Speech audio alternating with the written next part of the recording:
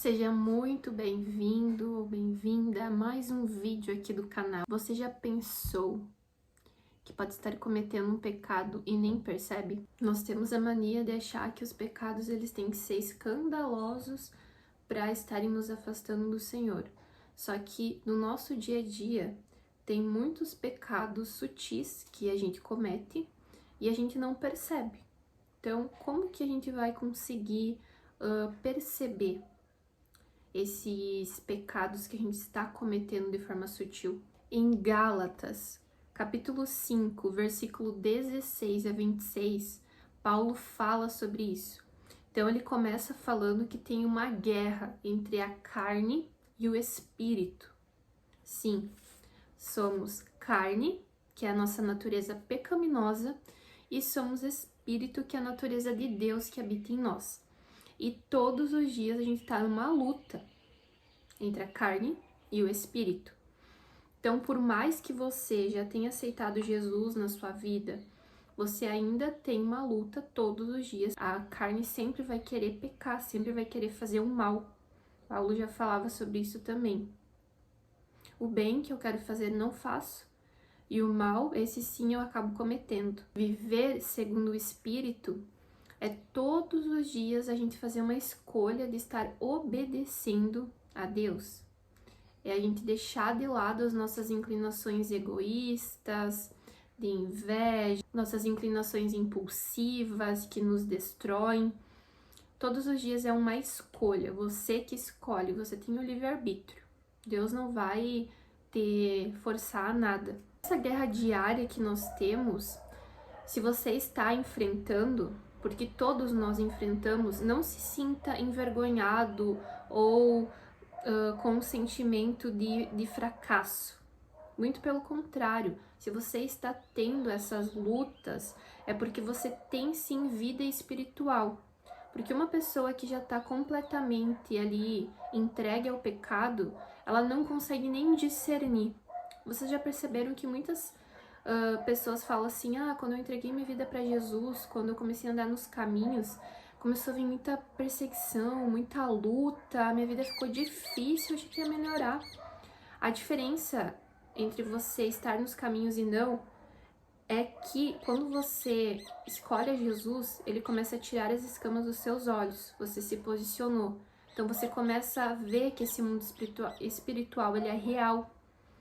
E a diferença de você estar passando por lutas agora e antes achar que não passava, é que antes você não via essa luta, mas você tinha sim perseguições e estava ali vivendo em pecado, mas você já era do inimigo. Então você nem percebia, as escamas dos teus olhos estavam ali tudo coberto, né? Teus ouvidos e olhos espirituais estavam fechados. Mas você sim passava por situações e nem percebia. Hoje que você se posicionou é diferente. Deus abre os teus olhos e ouvidos espirituais, ele começa a tirar as escamas dos teus olhos, começa a te limpar, te santificar. Então você tem essa percepção de perseguição e ataque muito maior e luta. Essa luta, essa guerra espiritual entre a carne e o espírito. Todos os dias você vai ser tentado, e quando você já é do inimigo, ele não precisa ficar te tentando porque tu já tá caído na tentação. E quando você tá querendo ser melhor e se posicionar em Deus, aí que o inimigo vai lá e vai falar, esse daí tá querendo mudar de time, vamos lá tentar ele, vamos lá fazer ele desistir, fazer ele cair, porque ele era meu, como assim agora ele vai mudar de time? Não, pera lá. Então é basicamente isso, gente. O mundo espiritual, ele é real. Temos ali, né, os anjos e os demônios, e eles estão a todo tempo ao nosso derredor, tentando colocar setas aí na nossa vida. Mas em nome de Jesus temos, né, os anjos do Senhor, nós que somos filhos, Deus não deixa tocar nos seus filhos. Então todos os dias a gente precisa estar em constante vigilância, a gente precisa estar ali em oração, na palavra, para conseguir cada vez mais ter essa força, esse poder que só vem através do jejum, da oração, da comunhão com o Senhor. Nenhum pecado ele é leve. Todo pecado ele gera morte espiritual se não for tratado. Então, o caminho do pecado é a morte. Gente, viver, ter vida é difícil. Tu vai ter aflição, tu vai ter provação, tu vai ter dificuldade para Deus te levar para aquilo que Ele tem. Mas viver em pecado é fácil. Viver em pecado é fácil. Vocês acham que se o pecado fosse ruim as pessoas cometiam, a gente cometia? Não, o pecado ele é bom, mas ele é o que Deus tem para tua vida? É o correto? É fácil pecar, porque nossa carne, como eu também falei antes, ela é pecaminosa, ela é caída. Esse caminho do pecado, que é fácil, ele leva à morte. Ele leva à destruição. Quando Deus fala ali com Paulo e ele tem, né, essa fala em Gálatas sobre colocar essa consciência do pecado, né, à tona, dessa guerra entre a carne e o espírito, não é para nos trazer culpa, para nos condenar. Muito pelo contrário, é para a gente ter, né, essa revelação de que a gente precisa crucificar essa carne pecaminosa, para a gente poder então se libertar, para a gente ser livre. Jesus, Deus não quer nos condenar, nos apontar o dedo como muitos hoje em dia fazem. Ele tá ali alertando, é uma luta. Se posicione. Você quer ficar vivendo lá na carne? Beleza?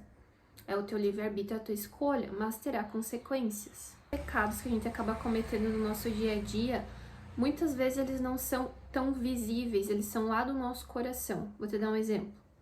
Inveja, ciúmes, fofoca, briga, você ficar irado o tempo todo, ter aquele orgulho espiritual, ah não, eu sou uma pessoa que vou na igreja todo domingo, então eu sou salvo e eu sou do bem, sabe? Eu faço bem e eu até ajudo ali, né, financeiramente, eu ajudo alguém. Isso é um orgulho espiritual. Na Bíblia também fala que se você ajuda o teu próximo, você não tem que ficar falando ou se orgulhando e, sabe, tendo esse orgulho espiritual. Faz o teu coração e é isso. Então essa falta também de domínio próprio, de saber essa linha tênue de quando parar de dominar.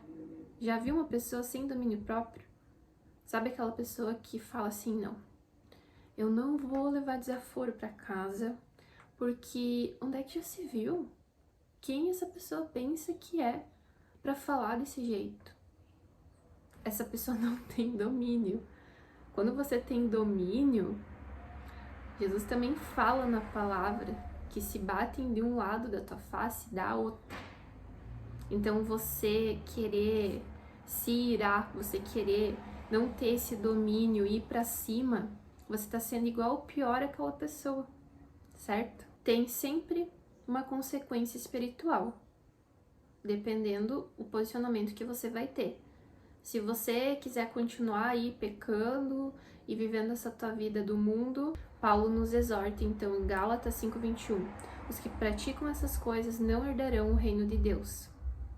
Gente, é escolha, é posicionamento, mas nunca é tarde. Assim como Paulo está ali nos exortando e nos avisando. Existe essa guerra, irmãos. Se atentem. Se você não sabia até hoje, tá ali, ó, na palavra. Se posicione, mude. Tome uma atitude perante isso. Então, esse chamado de arrependimento, ele não é para te culpar. Muito pelo contrário. Ele é sobre libertação, ele é sobre transformação de vida. É você conseguir chegar nesse ponto da tua vida onde tu fala assim, chega, eu não quero mais viver nesse vazio, nessa escuridão, nessas trevas, onde eu sei que eu tô fazendo coisas impulsivas do meu coração, eu não tenho domínio próprio, eu sou muito de fazer fofoca, eu brigo no meu trabalho, eu não levo desaforo pra casa. Chega, o problema sou eu não quero mais. Então, você chegar nesse ponto de você conseguir ter esse discernimento não é fácil. E só com a ajuda do Senhor, que aos poucos Ele vai te dando nessa sabedoria. E quando Ele fala dos frutos da carne, que eu já citei para vocês, que é a inveja, a briga, né, esse egoísmo impulsivo, Ele fala no plural. E depois ele fala do fruto, no singular. Esse fruto é o fruto do Espírito, que só Deus pode te revelar e te dar esse fruto do Espírito. Todas essas qualidades, elas fazem parte de uma mesma vida cheia do Espírito. Não tem como tu falar assim, eu tenho só 2 frutos do Espírito. Não, ou você está em processo de adquiri-los, ou você não tem nenhum, certo? Não tem como você só ter um fruto do Espírito. Eu só tenho alegria, mas domínio próprio eu não tenho.